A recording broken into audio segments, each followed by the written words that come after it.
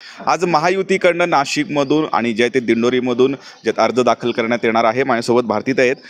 ताई, आपण खरं तर आधी लढलेला आहात आणि आत्ताही लढताय। आज जे अर्ज दाखल करताय, आज काळा मंदिराचं तुम्ही येऊन जे आहे ते दर्शन घेतलेलं आहे। काय एकूणच मागणी काही?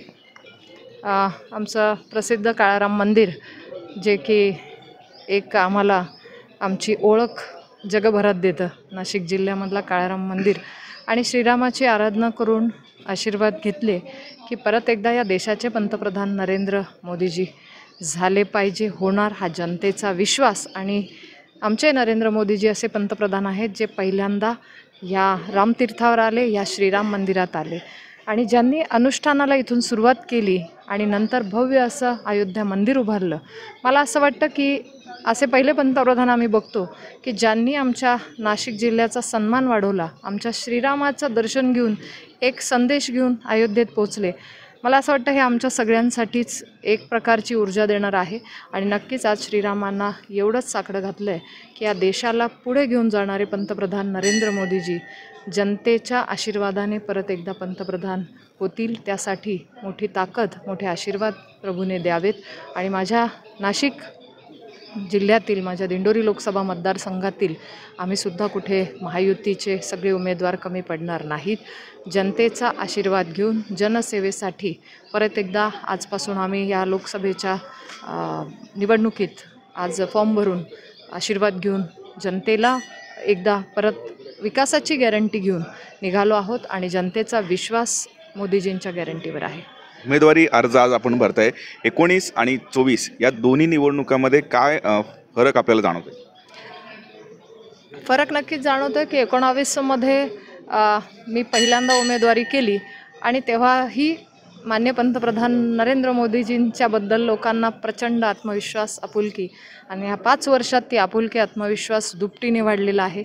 आज लोकांना भेटलं तरी सांगतात की आमच्या शेतकऱ्यांच्या खात्यात 2000 रुपयाची निधी आली असेल, किंवा गावात 1.5 2 कोटींच्या माध्यमातून जलजीवनसारखी योजना पोचली असेल। इतक्या योजना असे आहेत की माझा प्रवास ज्या गावात होतो ती लोकच मला सांगतात की हे हे हे तुम्ही दिलं आहे। हा माझ्यासाठी खूप मोठा अनुभव आहे।